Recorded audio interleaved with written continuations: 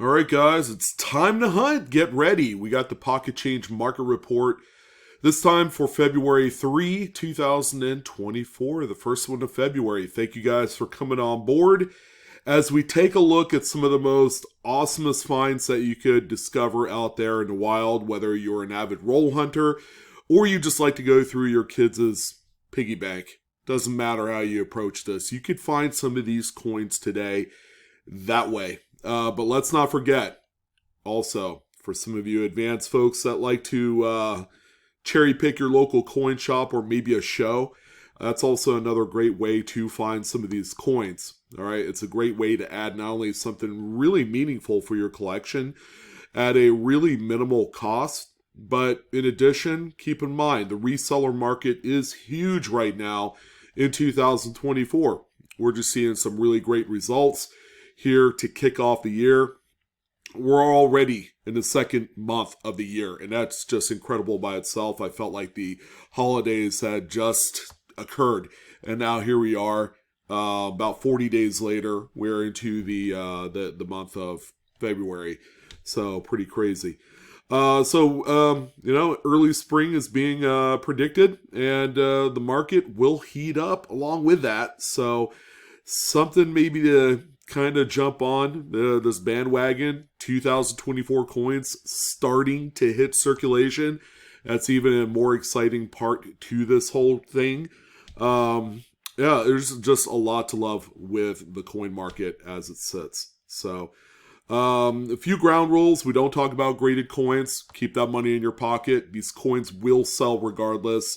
You're not going to necessarily realize more money as a result of grading. And second of all, the photos you're going to see here today are all 100% original to those sellers' listings. We didn't juice or doctor anything to make them look better. You are simply going to get the best and worst that these sellers have to offer on eBay, which bodes very well for a lot of you who struggle in the photography taking department. Coins can be a little bit challenging. All right, so let's go ahead and jump right in and take a look at some of these listings. Thank you guys again for tuning in. Don't forget to like, share, and subscribe. We have a healthy mix of paper money and coins today. So both markets really hitting their stride. We have this 1969B $1 bill that has a really nice butterfly fold. You can actually see it there on the top left corner of the note. Sure, a much older note, but maybe this is something that you could possibly cherry pick.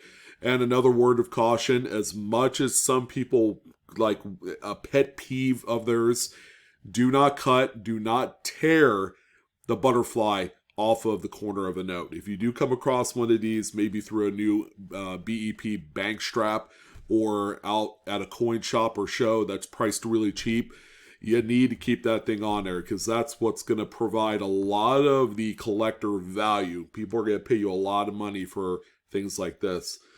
This particular note ended up selling for $68, and that's with 14 total bids. Quite a bit of activity here, and some would say that this is more of a minor type of butterfly fold, but still, no shortage of collectors for such pieces. Our next set of currency, this is actually a 2-note set here. We got a pair of 1953A $2 legal tender notes as denoted by the red ink that's on there. So you're going to see that they look a little bit off center. Some would say, miscut, which could be the case. But when you look at the overprint here on these 2 notes, and they're going to be on the same sheet, you're going to find that the overprint is slightly shifted to the left.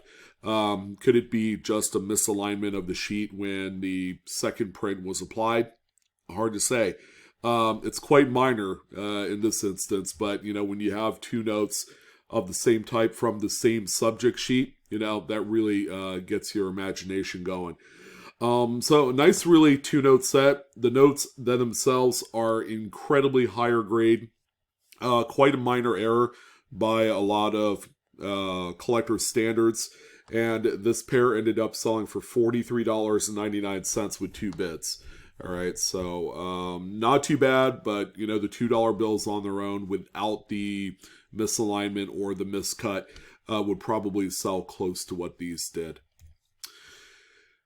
All right, we have our first coin up on the list, and it's this spectacular looking undated Roosevelt dime. Now, they do have a date, but when they're struck off center like this, and the date could be one of those casualties, or it could be the word liberty, or it could be any other aspect of the coin.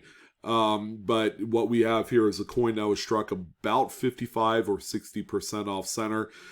Even without a readable date, it's fine. There are collectors that want just an example of this error for their collection. All right, and as a result, this one ended up selling for $24. This is just a catastrophic event where the coin was struck outside of the collar. Maybe the collar had malfunction, it was stuck, whatever the case may be. It did strike this thing off center. All right, so it's a very attractive coin.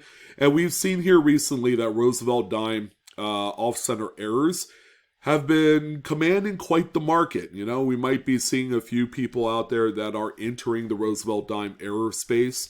And all it takes is an extra 2 or 3 collectors to jump in it, because for the longest time, Roosevelt dime errors have long been depressed in the market.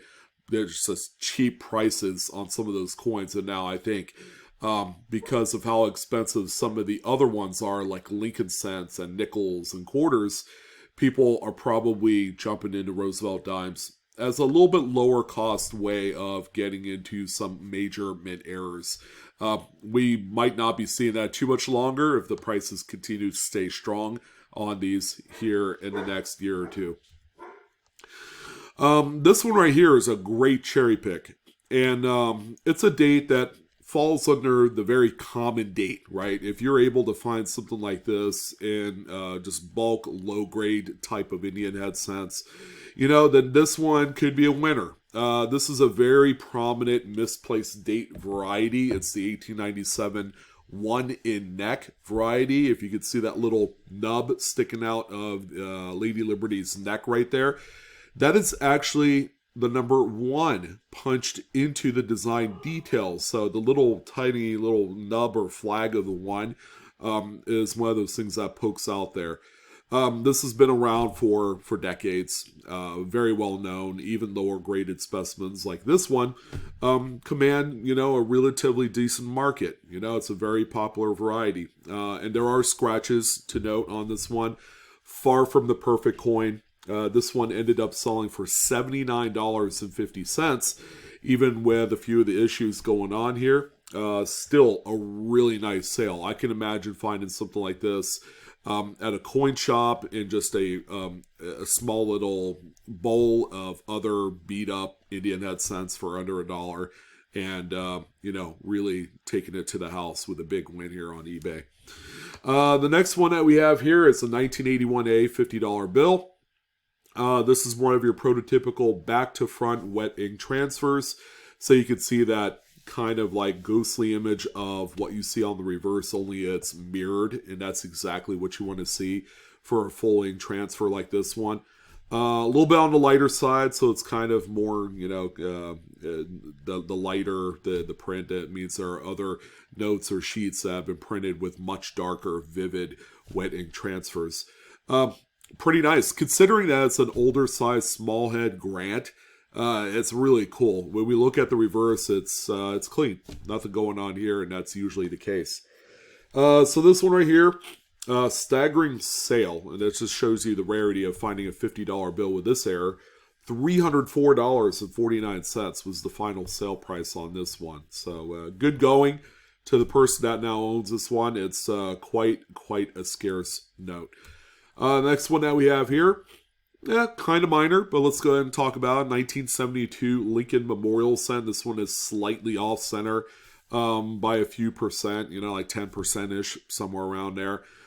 Could be a coin that's needed in a date set. Every single date will have some sort of desirability. There are some that are more common than others. 72, I can honestly say, is kind of like right in the middle. We do see them, but not a ton of them out there. So they're going to have a relatively decent secondary market.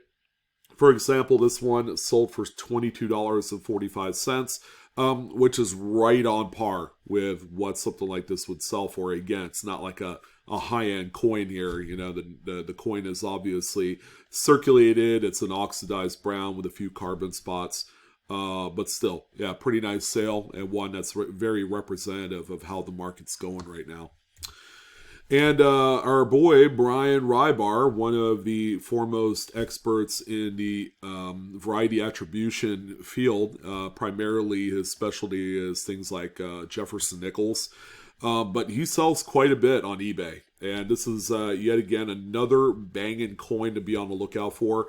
1964D Lincoln Memorial Cents with the doubled die reverse number 5 variety. When we look up close, and he does a really great job with pointing out with the arrows there.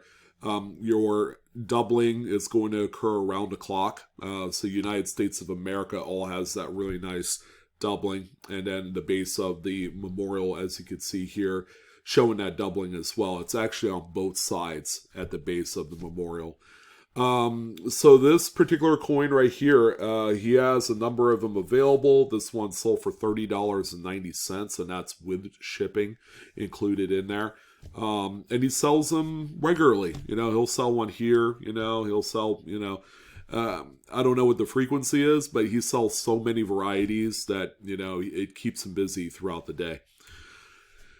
And here's one that's been around for a long time. 1955 Lincoln Wheat Cent. This is a coin that has lived in infamy ever since its release. There used to be actually newspaper ads of coin dealers looking to buy this anomaly. They actually call this the poor man's doubled die Lincoln Wheat Cent. So we're all pretty familiar with the big FS 101 double the die obverse. That's the one that, you know, that our dreams are made of. Everybody wants that coin, and it's quite valuable. All right, so this is kind of like a derivative of that, but it's not a actual die variety, more so than it is just die deterioration. You know, the dies are kind of on their way out. You can see a little die chip on the T and cent on the reverse. You can see all the little die cracks in Lincoln's skull area.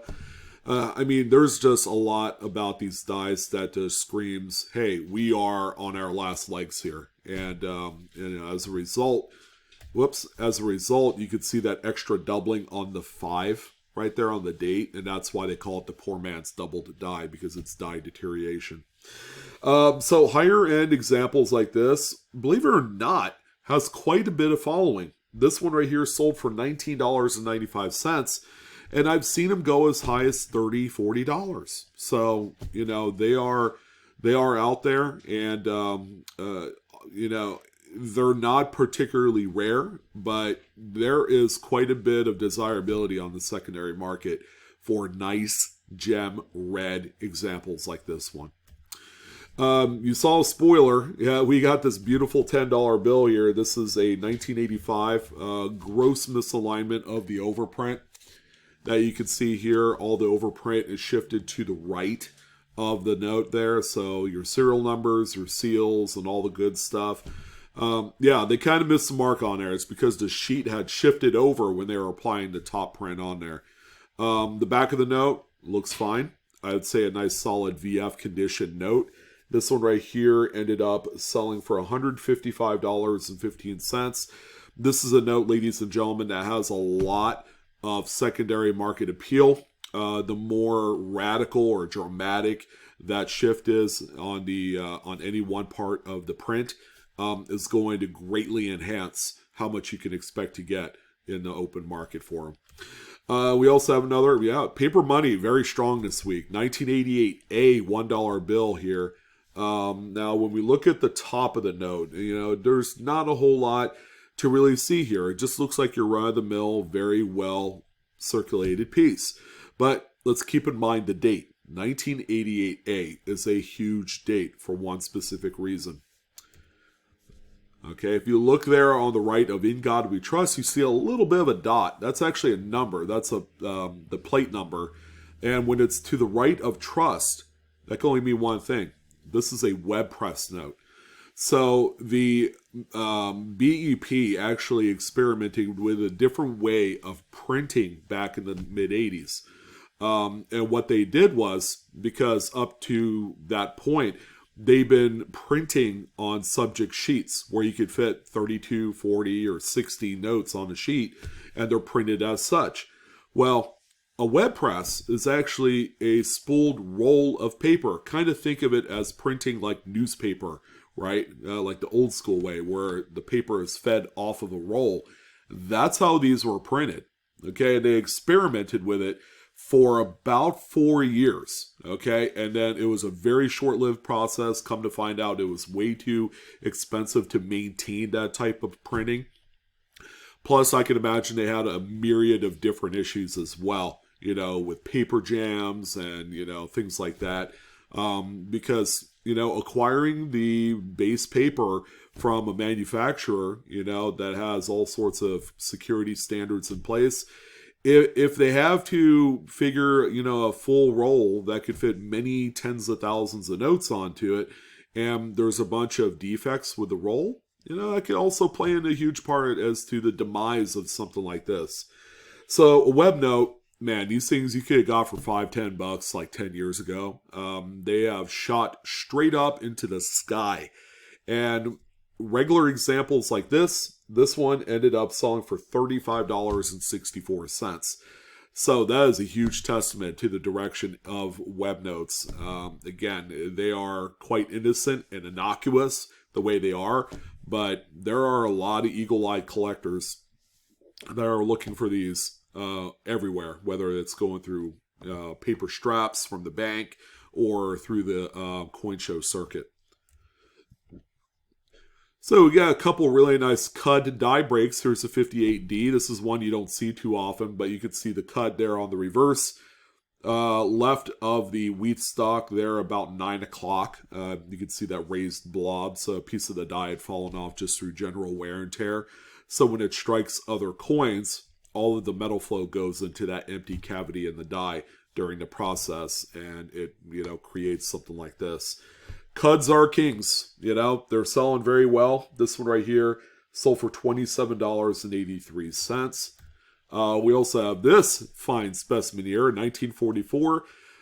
This poor thing has it's been used for a lot of things, and commerce was certainly one of those things, but it probably was used in shop class, as evidenced by all the gunk and grease on there.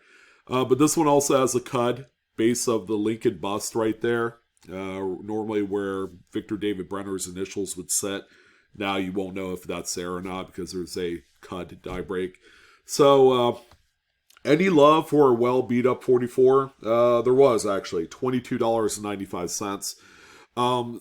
When you can sell something like this, a very minor cud with all this crap on there, and still sell it for over $20, that kind of tells you exactly how strong this part of error collecting is. It's just phenomenal. Here's a off-center 1941. Again, nothing too crazy. It's quite worn. It's got a little gunk in certain areas. Not the best example of this, but hey, $29.95. Really good sale here. The paper money continues on. How about a 1985 $5 bill? Okay, it doesn't take a rocket scientist to see some more misaligned print. You can even see the top portion of the next note on the sheet. You can see that the overprint is centered onto the note. When we look at the back of this one, it's fine. Nothing crazy here. A little bit fatter margin on the bottom. But aside from that, yeah, this is just a prototypical example of a misaligned print. And this one sold for $179.35. The note is spectacular. I'd say it's a beautiful, crisp, gem uncirculated note, which will automatically just make the sale a lot stronger like this one did. And now we haven't talked about it in a few weeks, but now we have a couple that did sell here this week. So have these things fallen through the floor.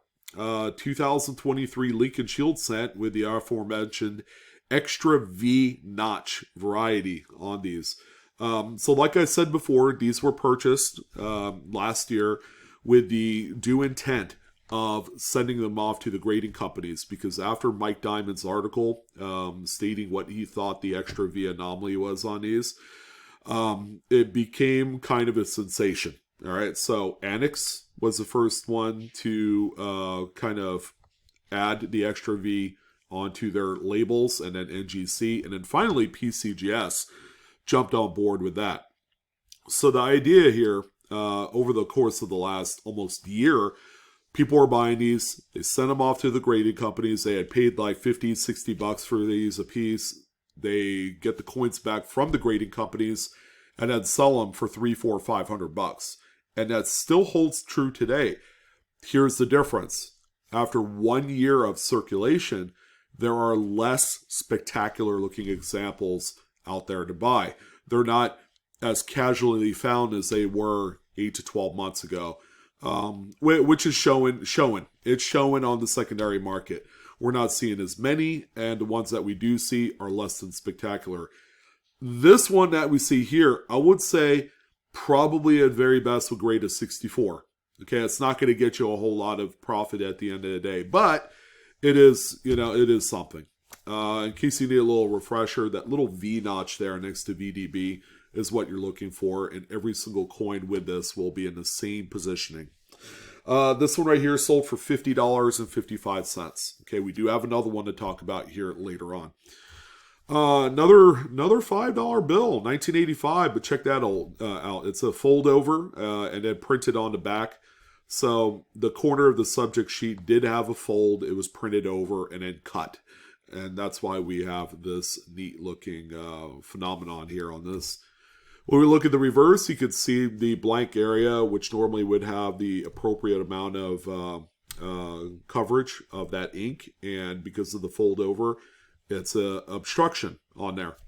This one right here, ladies and gents, sold for $279. This is one of the more upper tier echelon of paper money errors. So they are very collectible. Yeah, paper money, man, very strong this week. 1969C, $1 bill. What in the world do we have here with this one? I forgot. Oh, yeah. It's just a back-to-front wedding transfer. So close to being 100%, but there was a little bit of an area that did not transfer through there on the bottom left. Quite spectacular. Again, these things are incredibly desired. There's no shortage of them, which means they can be found. This one right here sold for $115. And it's a very nice, dark, vivid transfer as well. So it's like first blush. It's one of those first contacts with the ink that's on the impression cylinder and the sheet. A little bit of a delamination. Again, these ugly coins, they could use some love. 1946 Lincoln Wheat Cent is nothing really spectacular grade-wise. It's got issues. It's got gunk. It's got all the goods, which means it was used. But finally, it was saved from certain doom, from any more circulation wear. This one here sold for $14.50. Not too bad with 6 bids. And a pretty neat one here. 1999 possibly, or 98. Could be either one of the two. Philadelphia Roosevelt dime. Check that out. Off center on the front. Perfectly centered on the reverse. We have a misaligned die error on this one. I've talked about these. Okay, they're very neat. They're not quite up to the standard of an off-center struck coin, but again, times are a little bit different. Roosevelt dime errors are starting to gain some traction out there. This one sold for $59.45, and that's with 21 bids. Very, very active one.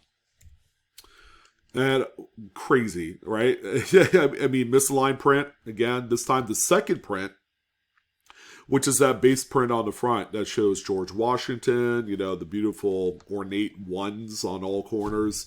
That is the base print and also the second print. The reverse print on the note is the first print. And then the third print is the overprint, which is the serial numbers and the seals and all that. So, pretty crazy. I mean, look at the back. Perfectly centered reverse. So, it's not a miscut. All right, we could determine that. This one right here sold for $134.95. More than surprising, considering that I've seen similar examples sell for close to $200 based on how crazy and dramatic this one is. Here's our other Extra V 2023. Now, this thing is, this is not grade worthy if you're looking to flip and make money. All right, so let's name a few things wrong with this. It's got fingerprints. It's got some carbon spots. It's got that little semicircular kind of like ring of death thing happening on the front there. Don't know if that's a scratch due to a crimping thumb on a when they stuff the paper tubes, you know, for distribution. And there's her photo. You could see the little dark V there. Not the best close up with the microscope, but still works. $30 for this one. So $30 for a coin that probably will barely make a mid-state grade. You know, if it has that wheel damage there, that's not going to help its cause any. Yeah, no dated Jefferson nickel with a huge cud right over the date. And we do know it's a Denver minted coin. So yeah, the cuds are insanely expensive. I think in my thumbnail I said expensive as shit. And that's what we're dealing with here on these cud die breaks. So these, man, they're not rare. They're out there. Even I've found some here on the West Coast. On Lincoln cents, I found some on Roosevelt dimes. It's a lot of fun, guys, to find these cud die breaks. This one right here ended up selling for $40. Okay, and the condition of the coin, not the greatest. It's a pretty well circulated piece, but yeah, that's just kind of like the world we live in, where these coins can just continually to crank out just good sales each and every single week. Yeah, I mean, I threw this one in. It's a 1890 Carson City Morgan. It's a, you know, it's a well slicked up coin, you know, probably a good 6 on the best of days. Could be a little bit lower than that, but this is a very well-known variety. If you're able to find an 1890 Carson City on a higher grade coin, like anything AU and higher, man, this is a knockout. It's a top 100, I believe. They call it the tail bar. All right, so right here, between connecting the arrows to this leaf of the wreath here, that's actually like a die gouge, right? So that's like a die scratch or gouge, more of a gouge than it is a scratch. And that's usually not supposed to be there, all right? You can see the Carson City mint mark. Again, finding this on a much higher grade coin is going to equal a lot more returns for you. Now, in this condition, not so much. $98.55 with 11 bids. The grade really kept this one down to a very manageable level. I mean, a non-tail bar 90 Carson City is right around, you know, that 90 to $100 anyways. So it really didn't add a whole lot of extra juice to this one. Here's a 2013. Always love talking about these. Man, these things are really good sellers. Yeah, we have what we call an inkwell contamination.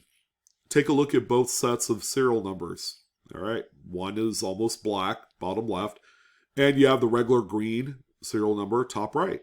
So a little bit of the black ink on the left side of the plate system, for that particular well from that prints out the black district seal had leached into the green ink wells, thereby creating a much darker, almost black serial number that you see here.